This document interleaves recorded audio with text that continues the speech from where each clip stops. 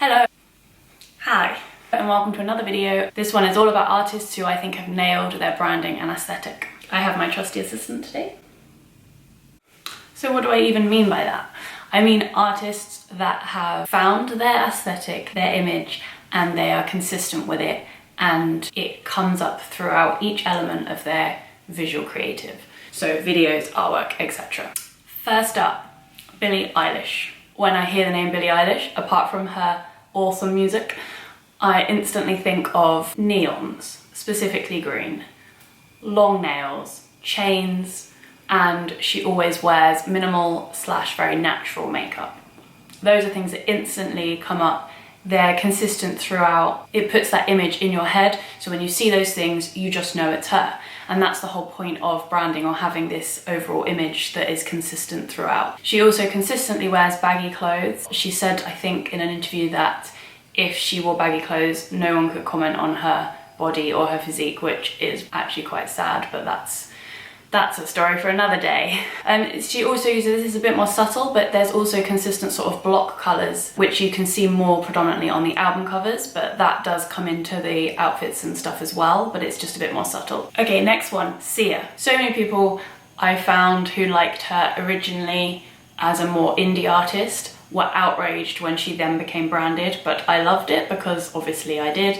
I think it was really well done. Obviously the wig covering her face and the bow is the ultimate feature of this. Also using Maddie Ziegler in her videos and throughout her promo became another predominant feature. And she played with both of these elements and sort of interchanged them and adapted them as the sort of visual journey progressed as well, which I thought worked super well. There's also a lot of distressed kind of textures in her videos that seem to be a recurring theme, a sort of raw, natural colour palette and very distressed sort of surfaces, if you will. It started off very black and white, and then you saw elements of colour coming in, and more recently she's collaborated on a song and the aesthetic for that is completely different. I'm putting visuals in here of how she's actually adapted and progressed the initial elements and made them fit with this new visual that is so different. It's so bright and cartoony, but it works. She's done it well and it's progressed, and that is a really great example of like a natural progression of aesthetic. But yeah, I wanted to include this one because I think it was done brilliantly and she's amazing, and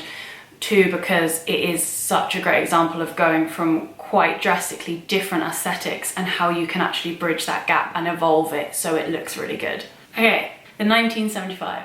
I have talked about these before, and they have had a creative director on board from the beginning, and I think theirs is quite a unique journey compared to other artists. They've always had different eras and they evolve. There are recurring themes that sort of cross over from era to era and progress them, but then they can go from one totally different theme to something else and it just works. So their sort of features, if you will, include the black and white neon at the beginning, then the pink neon. So obviously those two eras were very similar, and then they sort of started going a bit more different. More recently, the sort of yellow typography illusions, the graphics are insane, and it works. It's so different from what they originally did, but it still works. And yeah, theirs is another example of how you can make your branding fit you, not just visually, but with the whole method of it. And you can see from their Instagram as well that how they adapt it and fit it with each theme. And obviously the grid together looks beautiful, which to me is the point of Instagram. Okay, another different one, Melanie Martinez. So this is a different example again of someone who's picked a theme and she has stuck with it throughout everything. Album to album, lifestyle, performances, everything is in that theme. And this, to me, the elements that come out it's very doll-like. It's very childlike, but with a very dark edge as well. And a lot of pastel colours. Everything she does is pastel colours. I don't think there's anything she's done that isn't a pastel colour. But so it's another different way of looking at the branding and taking it on. But again, it works for her so well. Obviously her Instagram is full of it. Her album cover is consistent within those themes. And she's done a video for each track on the album, which I think is a great idea. I think it's good to look as time progresses, moving with the times, and obviously you used to have an album that people used to buy on CD, and then you'd have 1 or 2 singles and the rest were filler tracks. She has done a really good album. There are no filler tracks and each one has a video.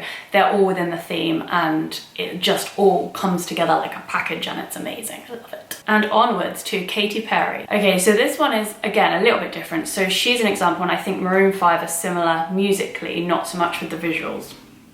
She started off much more quirky than she is now, and although it still is very quirky, it's got slightly more commercial, like with her album covers and stuff, but she is still super kitsch, super over the top outfits, and that's what she's known for. And I found so many examples of this. I just kept whacking images on because the outfits are insane. I love them. Again, it's obviously consistent throughout album covers. You can see on her Instagram, it all fits together wonderfully, and that is what she is known for. There's an element of eccentricity, if that's a word.